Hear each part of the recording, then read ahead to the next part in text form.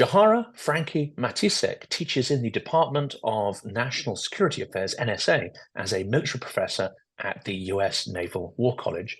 Previously, he was an associate professor in the MSS Department, senior fellow at HDI, fellowship director for IWI, and T-53 Instructor Pilot. He holds a Ph.D. in political science from Northwestern University with a graduate certificate in African studies. He's been published in over 90 journals, in peer-reviewed journals, and other outlets. Welcome to Silicon Curtain.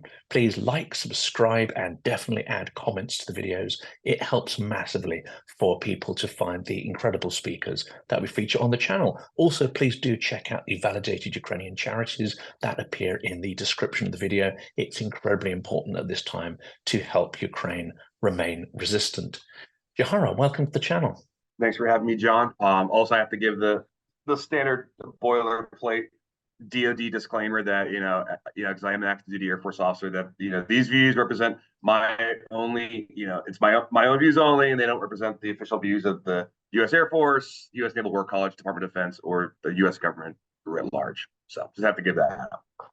Absolutely, it's not quite the. I love opinions. And you can always say no if you don't want to answer any questions. Well, let's start with some definitions, because you are obviously an expert in irregular warfare, and we cover a lot of this stuff on the channel, but I think it's still quite confusing when you look at grey zone warfare, hybrid warfare, lawfare, active measures, disinformation. There's a lot of nasty tools in the Russian toolbox, and I think sometimes the definitions of these blur together. So I'd love to hear your definition of irregular warfare compared to the other things that I listed.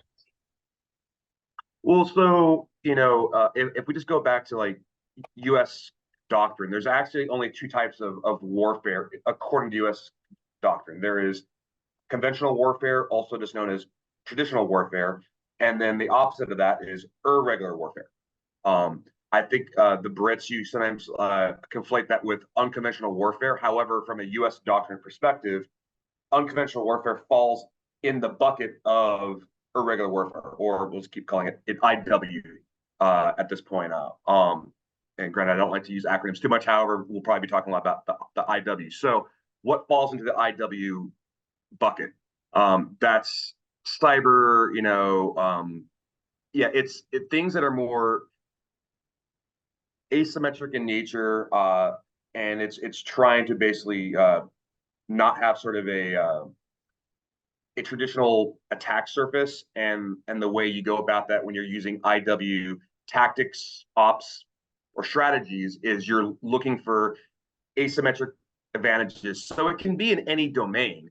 It just turns out that more often than not, we think of information warfare and cyber ops, and various other tactics, of like hit and run, ambushes, things like that, using soft.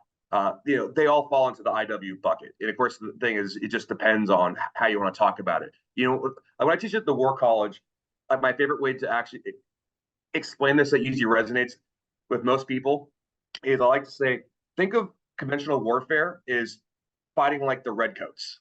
I know you're British, so you probably remember your British American history. To me, that is always what conventional warfare is. It is what we agree is the way we want to fight the adversary, and we expect the adversary to fight us that way. Unfortunately, IW is what those bloody damn colonists did, where they did not decide to meet you at a decisive point on the battlefield and line up in neat little rows and fight you the way that you wanted them to fight you. And that's what I think is important about conceptually understanding IW is basically, if you're going to use IW, you are deciding to not fight your adversary the way the adversary wants you to fight them. And I think that's a really important distinction, kind of understand about it from a conceptual point of view. There's an interesting extension of that, and I'd be fascinated to hear what you think, because active measures, I guess, and information warfare, all of these things come within the irregular bucket. But for some time now, and I planned on starting this channel in 2016, and for various reasons it didn't happen. But in 2016, it did seem that the active warfare that we saw in Georgia, in Chechnya, that was starting to morph into active measures of regular warfare against the West, even if we were only dimly aware of it. That has, of course, spiked up considerably. But what do you do where you have an adversary like Russia, who has nominally declared war on the West in the so-called grey zone? In fact, it sees every possible avenue to escalate that conflict. And yet we don't necessarily see ourselves at war with them, and certainly not, let's say, with the awareness that we had in the Cold War. What do you do in that circumstance? I'll ask that question first, and then there's an interesting one about what is defined as warfare and what isn't, but I'll come on to that in a minute. No, that's again, that's another thing. I'm actually wrapping up the semester. This is kind of actually how we ended up, like our last day of class yesterday, which was the tension that you feel when you think about all these conflicts and gray zone and hybrid threats. The best way to actually think about this, and this is what's so frustrating, is the Russians and Chinese, and obviously the Iranians and North Koreans also to a certain extent. The Russians and Chinese have basically been working for the last 20 years, in my professional opinion, to basically find a way to achieve their objectives and interests without provoking the US. And it's kind of an obvious point, but the thing that I think that we tend to forget is the fact that the Russians and Chinese are constantly attacking the US and NATO and other, allies and partners that are part of, of what we would basically describe as a liberal rules-based order. They are constantly attacking every day. The only difference is they just primarily do it in the cyber domain, and it's information political warfare. And it's one of those things that I think is interesting, the fact that, we have, NATO Article 5, the US has, a bunch of different sort of mutual defense treaties with tons of other countries, and it's still basically stuck in the industrial age. When I say it's basically stuck in the industrial age, when we think of an attack, we think of, it's going to have to happen in the air, land, or maritime domain, right? We don't really have any sort of explicit sort of discussions or a willingness to say, well, in the cyber domain or in outer space in that domain, there are things that should actually be considered an attack, and require a collective defensive response. However, since we've never really had that open conversation with our publics in the West, that's a great opportunity for the Russians and Chinese to exploit. And so I think the best way I put it is, if I'm the Russians and Chinese, I want to get away with basically digital Pearl Harbors every single day, or digital 9/11s, what do you want to call it. The only difference is it's not evoking a response from the American public or other Western democracies. So if I'm the Russians and Chinese, I'm going to keep doing that every single day because I can get away with it. And I mean, if you can fight, in this case the Russians and Chinese, if you can fight without provoking the other side into fighting back, the Russians and Chinese, they haven't made. I mean, it's one of those things that I wish we could have like a broader conversation with the average European, the average American, about like, no, you don't understand. Like the Russians and Chinese, like politically, economically, militarily, even diplomatically, they consider themselves at war with the US and the West. And you ask the average American or European, they just can't really give you a clear answer to that. They just kind of go, well, I've heard we're in competition with them, or, the Russians are doing bad things in Ukraine, or the Chinese are doing, things that are probably illegal in the South China Sea, but I think the Filipinos are doing something about it. But like, it just seems, and this is, this is the value of gray zone warfare. And isn't there another interesting asymmetry as well, isn't there? Because essentially, Russia, and on this channel, we've been through the whole list of them. Russia is prepared to weaponize everything it possesses: language, culture, fuel, energy, its heritage even. It's willing to burn its soft power. Everything becomes a weapon. But through that lens of aggression and paranoia, it essentially sees that everything we do is a weapon. So it sees civil society as a weapon. It doesn't understand that it's organic. It doesn't believe that it's organic. It sees our soft power as a weapon. It sees the internet as a weapon. So they will translate the world through their own paranoid, imperial mindset. This is another challenge as well, isn't it? Because we don't necessarily see these things that we pump out, these values and messages we pump out as being weapons. And that's not necessarily the intent behind it. But China and Russia perceive them as such. Yeah, and that's why H.R. McMaster, he wrote that book that came out a couple years ago, Battlegrounds, and he basically calls it strategic narcissism. Is the fact that the U.S. and the West have collectively been operating in a way of just assuming that the world is the way it is, and we can keep making it that way without having much strategic empathy to kind of understand our opponents and allies and partners, and neutral aligned types of countries. And you are so on the point about the fact that the Russians and the Chinese, again, they have written that, from their perspective, it's the Americans that actually started hybrid warfare first because of NGOs, human rights, a civil society, and they think we intentionally tried to weaponize it, like to democratize them. And in one sense, they are kind of right if I have to give empathy to that point of view. But you're also right, John, in basically pointing out that like this was just a big fire hose like from us. We just figured everyone should like the idea of democracy and being able to vote and everyone having equality and human rights. It just turned out that there's a few regimes in the world that view that as undermining their system of control. And that's why you basically see China and Russia putting up huge firewalls for like their internet for what their people can have access to in the West.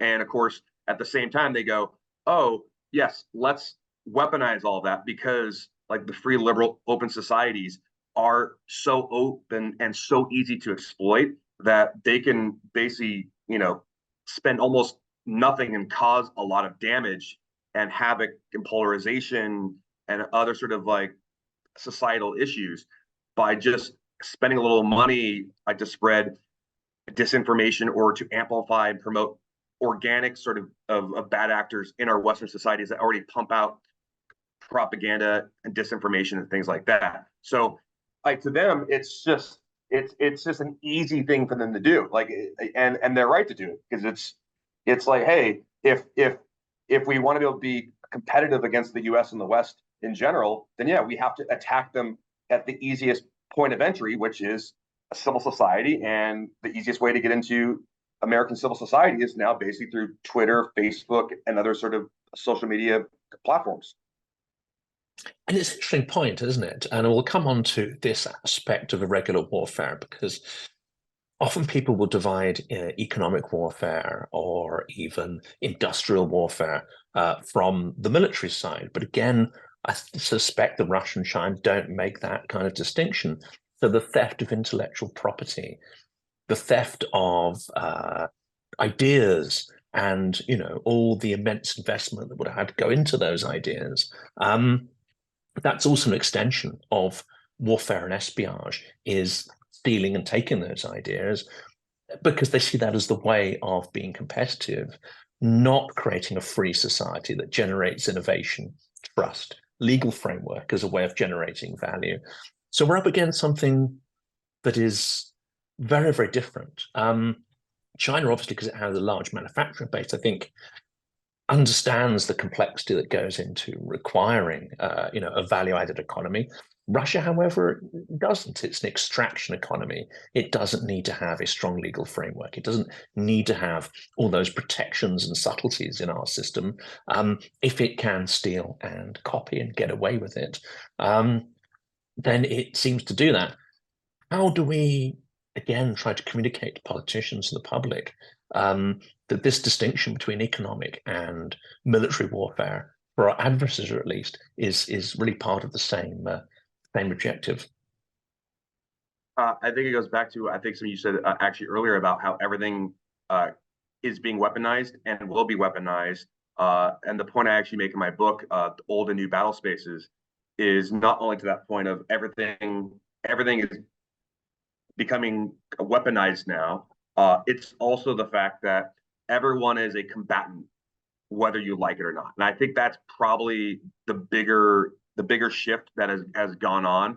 And the reason why I say everyone is now a combatant, and when I say everyone, I'm basically saying anyone who has a smartphone or a laptop and has access to the internet. Which in the modern day and age, you to be able to function day in day out, you have to have some type of device that gets you in the internet, and more than likely, you do interact with people on there on social media and various other types of online interactions. I bring this up because you say, how do we get politicians, like to basically accept the fact that we are experiencing what we may want to describe as World War III. It just doesn't look like the kind of World War III we think it is, because we are conditioned by the industrial age types of war we saw in World War I and World War II.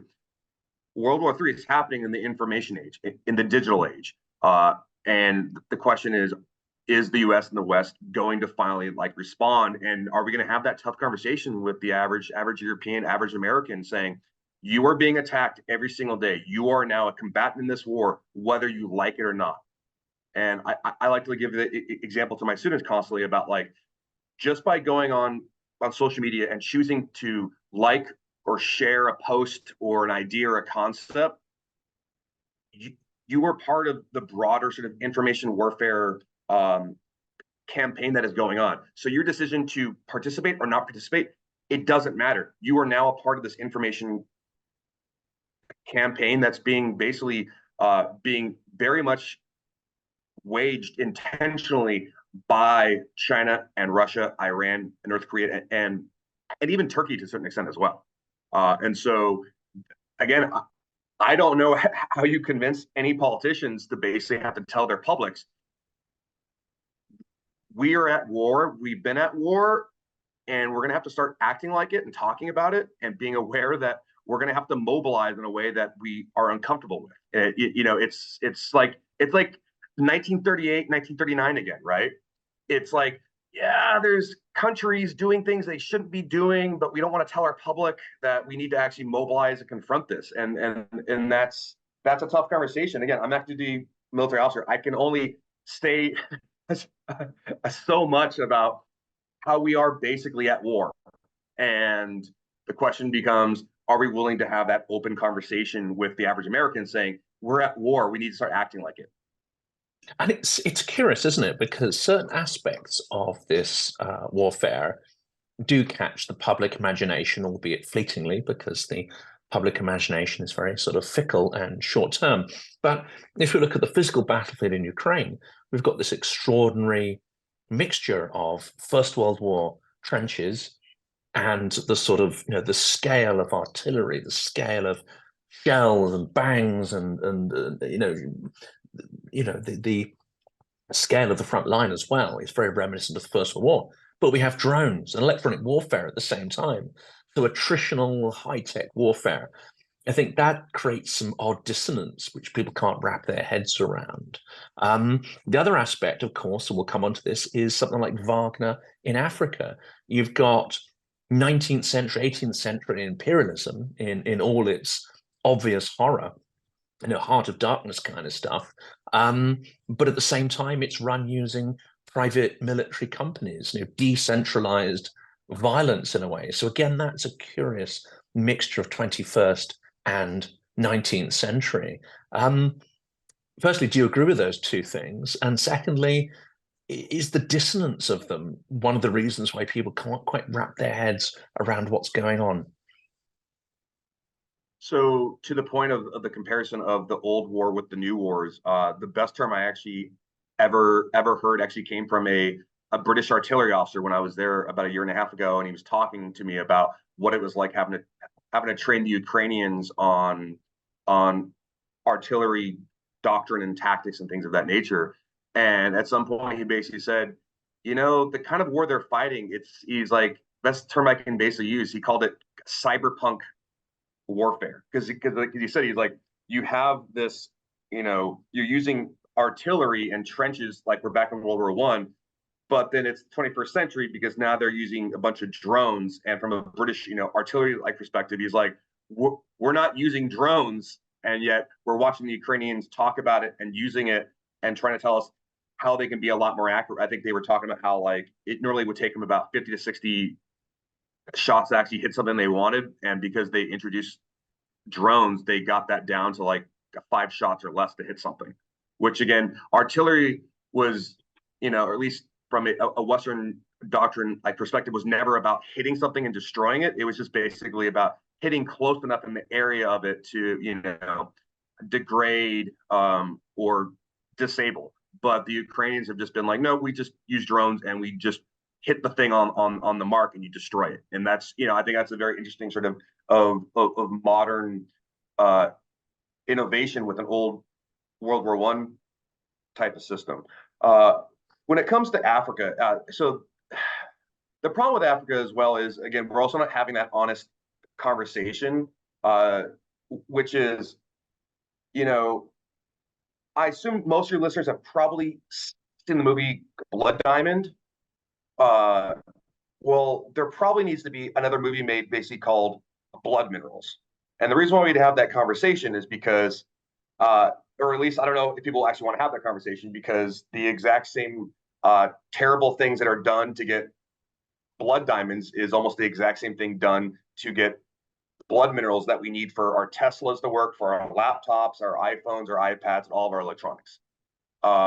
And the Russians, it seemed like, have decided that, and even the Chinese to a certain extent, but they obviously aren't going about it with Wagner PMC forces. The Russians have decided that it only takes a few hundred Wagner PMC troops in various African countries to basically intimidate the U.S. and NATO forces that are operating there. And in this case, I actually say U.S. and European countries, because it's on an actual NATO mission, but the Americans have various bases and interests across Africa for counterinsurgency and counterterrorism purposes, and the Europeans obviously have had a bunch of European Union training missions to basically help train up like the local militaries like across Africa, because they want to, because the EU wants to help support a stability and the professionalization of their armed forces. When you introduce Russian Wagner troops into the mix, they're much more cutthroat about the way they make deals, and they're basically doing things that the Americans and the Europeans will not do because it's illegal or it goes against just common decency of being a professional armed force. And the Russians are making huge inroads, and then they pair that up with a information warfare operation alongside that to basically create the narrative that the Russians are good because the Russians never colonized in Russia, whereas the Americans and the Europeans have. So they create that element, and then they try to spin every single event, good or bad, in a way that it makes the Americans and the Europeans look at fault.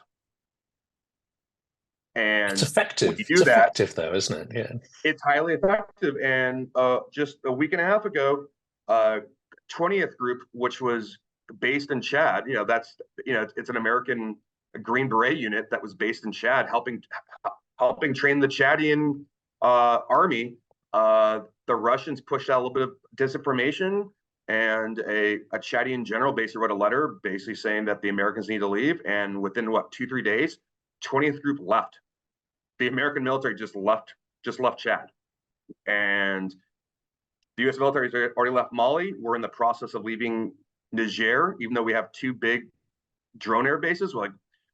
Again, the Russians, for I don't even know how much they spent. It can't be that much on info ops, but they are easily removing the U.S.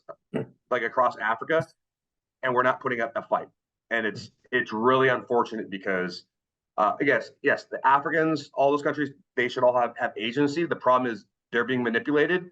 And in the long term, this is going to cause them a lot more harm and damage, because the Russians do not care about democracy, human rights, or prosperity or stability. It's about, we want to get the gold and the minerals out as cheaply as possible and enrich ourselves as much as we can. Because now this is becoming the backdoor way, like, to keep the Russian economy going, is basically, investing a small amount of military power and and economic power to basically get African countries to essentially make these trade deals so the Russians can keep easily fighting. It's a brilliant strategy on their part. Like, it's costing them nothing to compete in Africa, and they are competing very well. And I went to an event a couple of months back where the speaker has a lot of experience with civil society in Africa, and she pointed out that the bit you're talking about there is just it's like the tip of the iceberg. Pushing out the hard US power from the bases. But it's so much more than that. They're able to push out US soft and hard power, influence and presence. But when they do get a grip on the country, they are, of course, going to help autocratic rulers to crush civil society. That, in turn, destroys any potential for not just democratization, but, of course, innovation, creating wealth, and creating, say, an equitable division of that wealth, and that not just going to, a few bureaucrats and so on. Russia installs its system, which is hierarchical and unfair.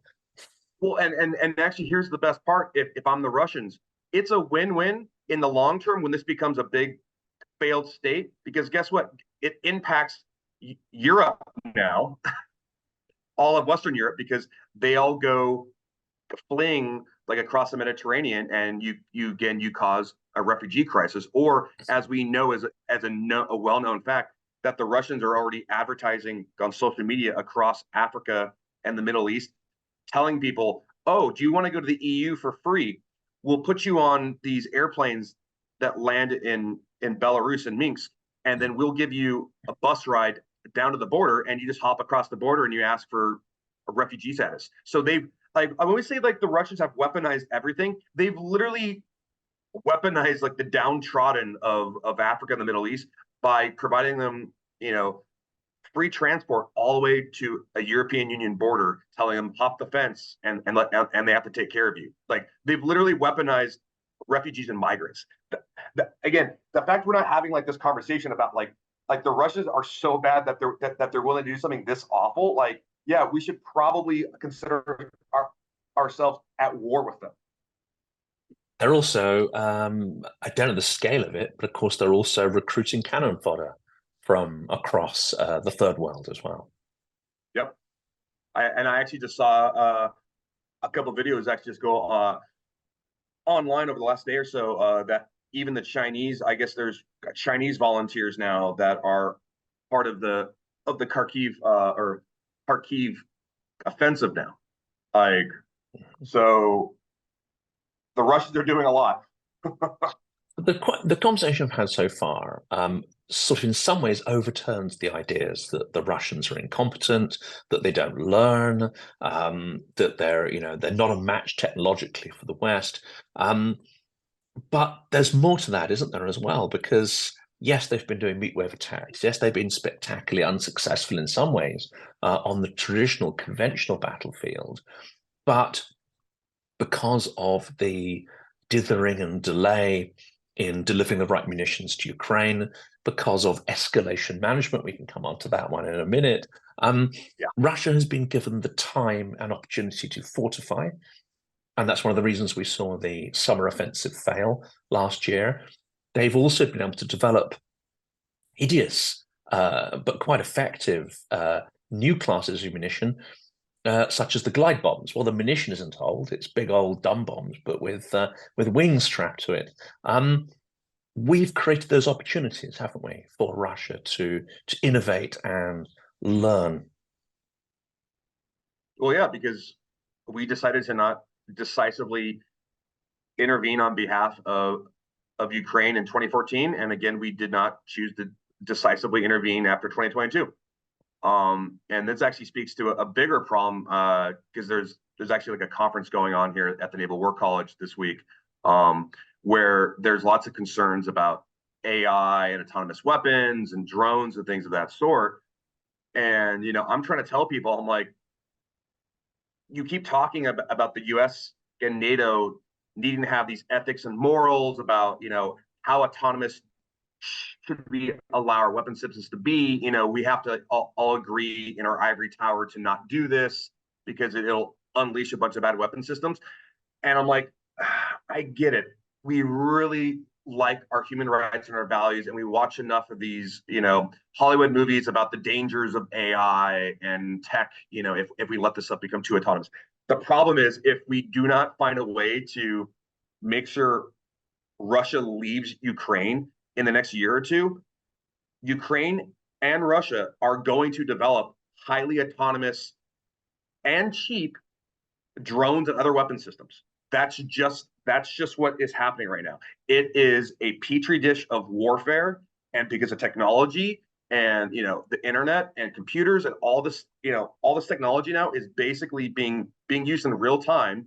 Where the Ukrainians and Russians don't want to lose any more people, and the best thing you can do is rely on technology and robots and multi-domain drones across any part of the maritime, the ground, the air domain, and you're going to increasingly just make them all autonomous because Russian electronic warfare has gotten increasingly much better. And I was actually reading a report that there's estimates now that the U.S. has actually fallen behind in electronic warfare because the Russians are just having to constantly update their TTPs and the things they do every day, every week because of Ukrainian drone innovation and trying to jam all that. So like what you're basically allowing to happen now because of this war is we're going to have autonomous AI enabled drones that are going to be way cheaper than I think we initially thought 5-10 years ago, because this war is all about like cheaply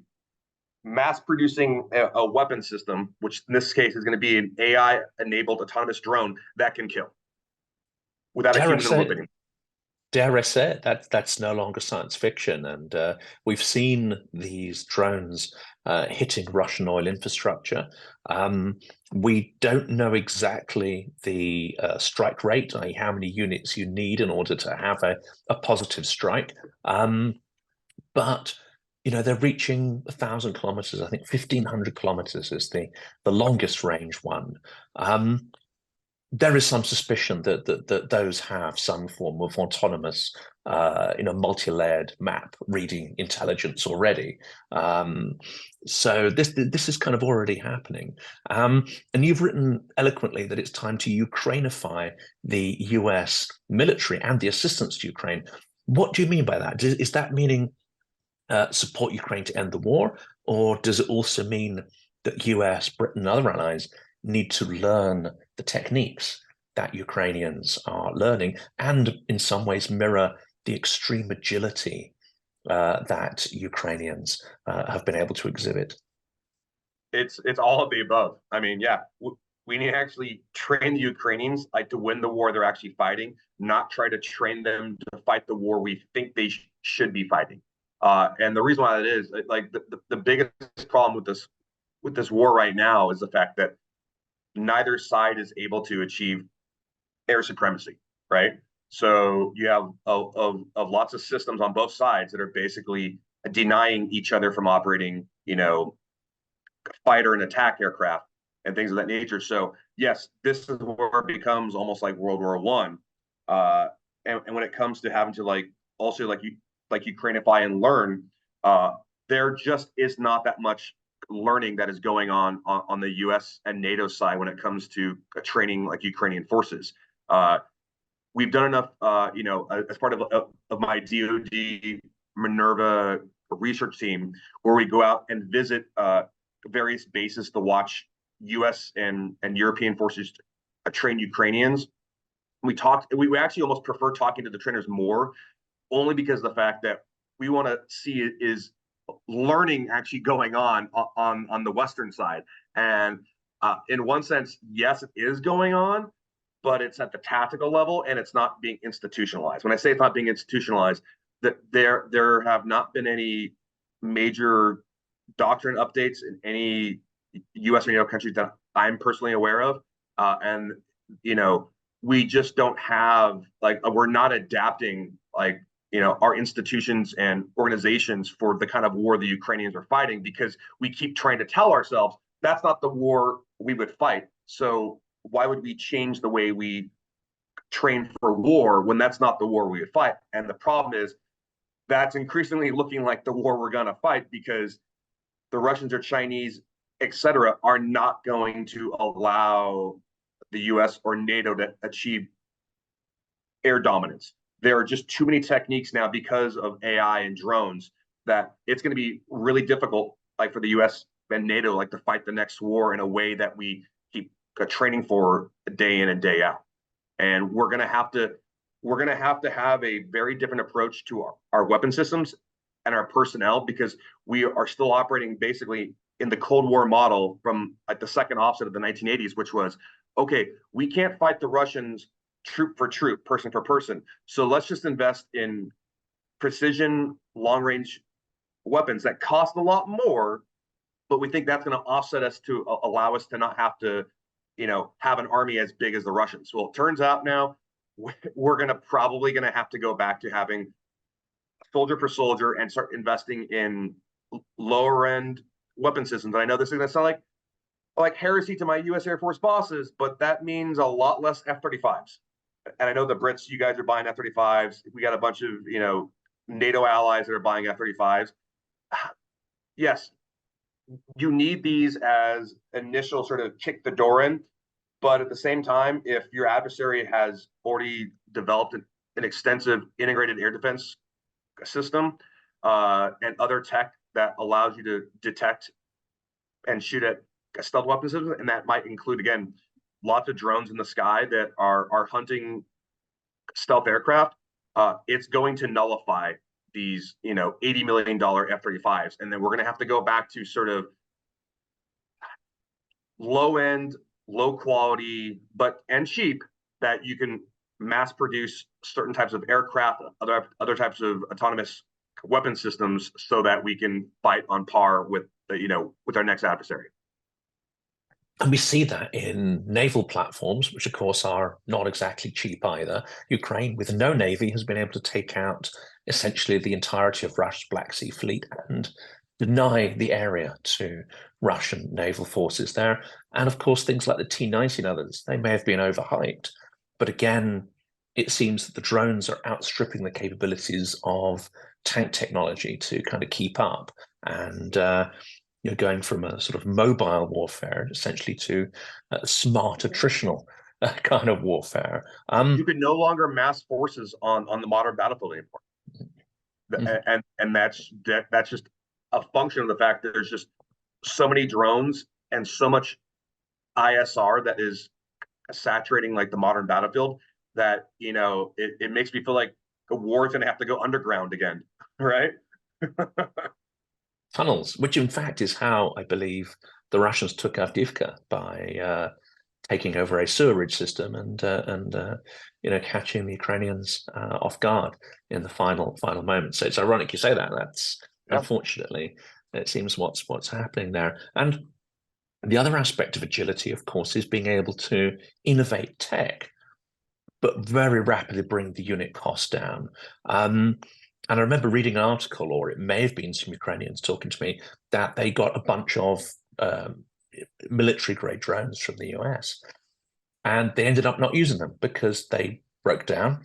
The unit cost to them made no sense. It was, I think, sort of 10 or 100 times more expensive than the equivalent Ukrainian drone. And as you say, having more of the cheaper unit was producing result for them. So what's the challenge here, and how are militaries like the US and the UK, which I imagine are quite, dare I say, administratively heavy and slow to react? How do you get a responsive? I watched like a really good British comedy show that made fun of the fact that you had like 3 times more admirals then you did have boats in your Navy. Yeah. Yep, I think I So saw that one too. Yeah. so to that point about the cost, like the cost to kill ratio, I was presenting at a for regular warfare a forum in DC like a few months ago, and I started out my presentation with the idea, the fact that at the beginning of the war, like the Javelin, anti-tank missile is what we all agreed, really saved like the Ukrainians in the beginning days of the war, and they kept asking for more and more as the war went on. Now, almost 2 years into the war, I'm like, the Ukrainians are not asking for this anymore. And why is that? Well, a Javelin anti-tank missile system costs $200,000. It's one shot, and it usually it's going to blow up like the Russian tank or APC that you aim it at. So that's $200,000 to blow up one tank. To your point about the cost of making these drones and scaling them up now, it's like for the cost of $200,000, now you can have 200 to 300 drones for that exact same cost. And as you can see, destroy exponentially way more Russian tanks and armor than you could with that one Javelin that cost $200,000. And that, I think, that's the tough thing for the U.S. and NATO to comprehend, is the fact that we became so obsessed with these high-end, exquisite weapon systems that sometimes just doing it cheaper, faster, and easier, and you don't worry that if 10% of the drones you make are duds, that still cost you nothing compared to having one Javelin, right? And artillery units the same, isn't it? I heard the figure. I don't know if it's public or not, but the British Army has as many artillery pieces as are wiped out on the Russian side every 2 days. So again, no, and that's and to my point about, like, when I gave that presentation, I didn't realize that there was a Ukrainian colonel in the audience, and he walked up to me and he's like, "You're 100% right. That's where we're going. We're making that shift, and we really hope America and NATO can get on board with this idea that we don't need, yes, can we use like a few javelins here and there? Yes, but the bulk of our warfighting now is we're going to be focusing on drones." And drones. We want them cheaper. We want them as many as we can field every single day, and increasingly going to be moving towards being more autonomous because we don't have enough FPV drone operators to operate all these drones. So yeah, increasingly it's going to be you launch one and you give it like a target grid to attack, like a Russian soldier or tank or a vehicle, and that's it, right? It's almost like kind of like a shoot and forget. Although you're not actually shooting it, you're just telling it you've been launched, and now go hit anything that you see in like this like grid square, because I don't have time to control you because I'm about to launch 500 more of these things in the next hour. And a question, I mean, there's a couple of questions. I want to get back onto regular warfare, but the last one on drone technology. We've seen a lot of videos, of course, of these drones taking out sort of tanks and other systems, which of course is fantastic. We've also seen a lot of footage of these drones, these individual drones, essentially being used as assassin units and going after individual soldiers. Whether the soldiers are carrying a gun or not, whether they're fleeing. Many, of course, will be terrified in those final moments. Yes, they're an invading force, but the question is that a good thing? Is that a good use of the weaponry, targeting individuals?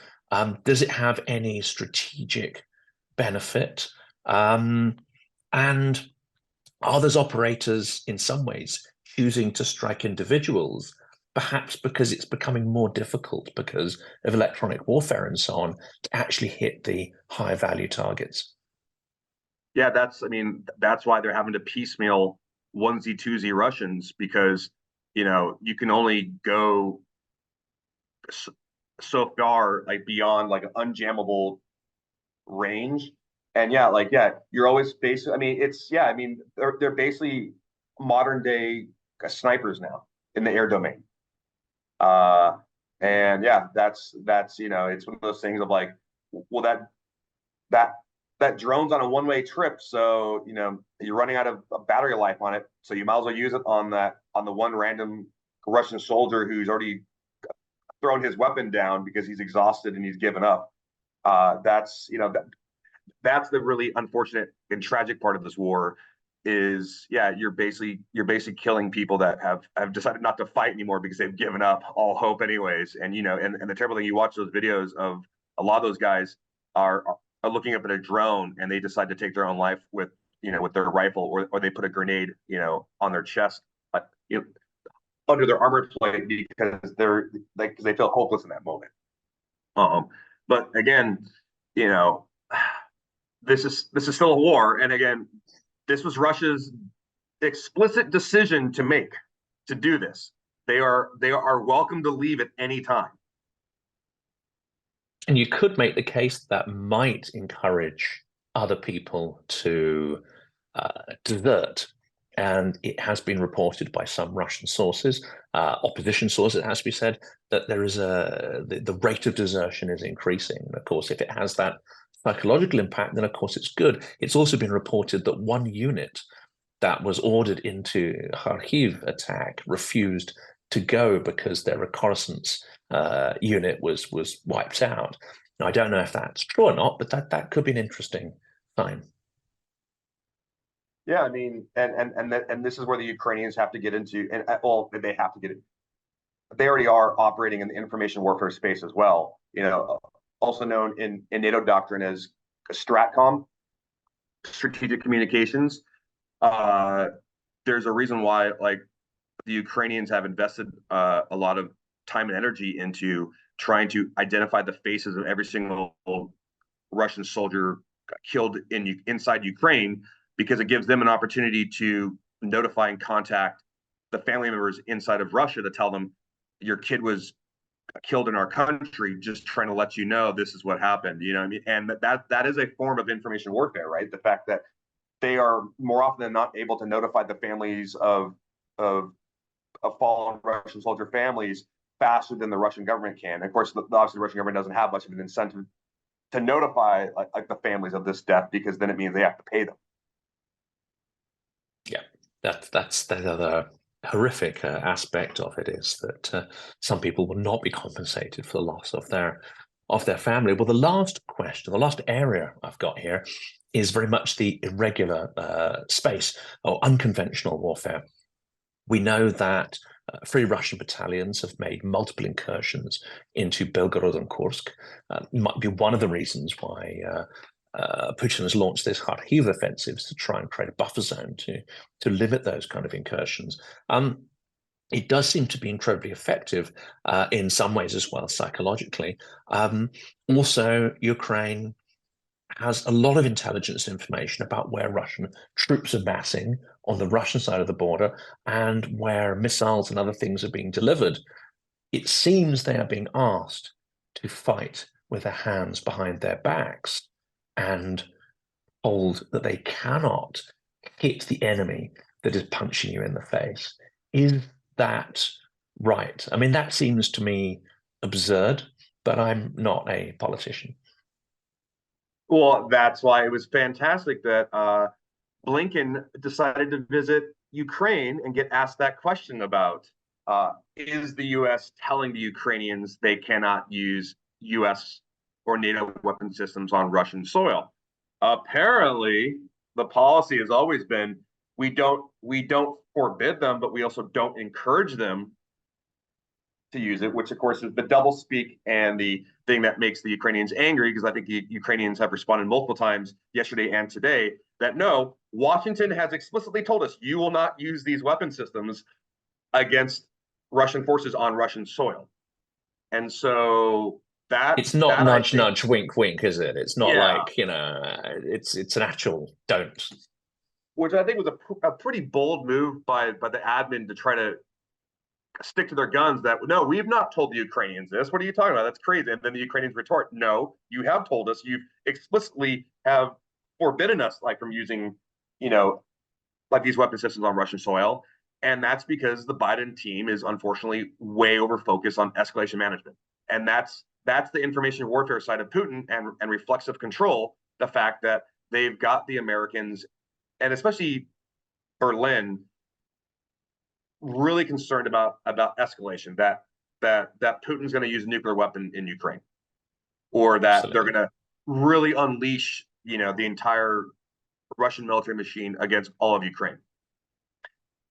I don't like that we're basically being blackmailed by a country that has a well-known record of blackmailing people constantly to get their way, and also knowing that they have threatened nuclear war for years now over absurd things. And so I get it, the escalation concern. I get it. I totally get it.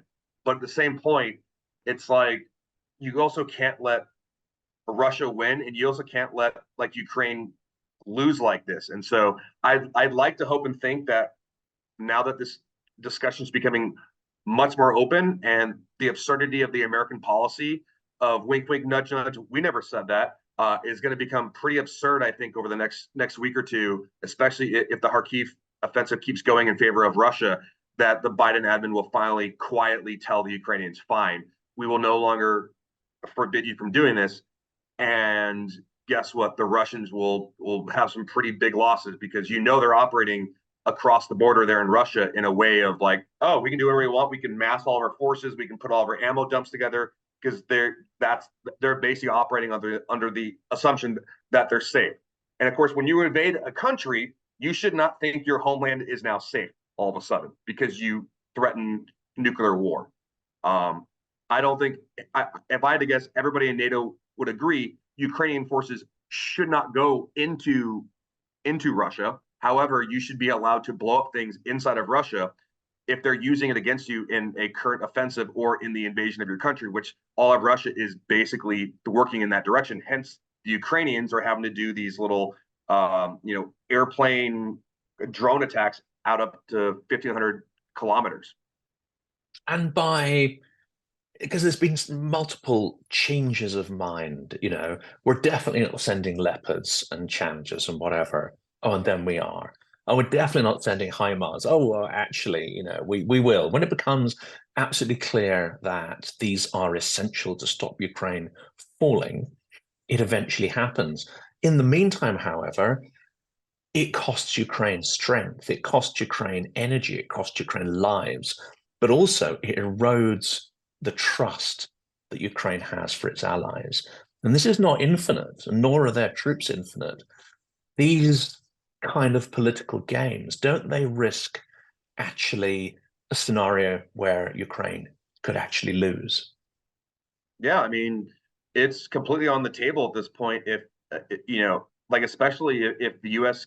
political system continues like the status quo of current dysfunction, I don't envision like the U.S. having any new aid packages like for Ukraine until we know how the elections turn out in November.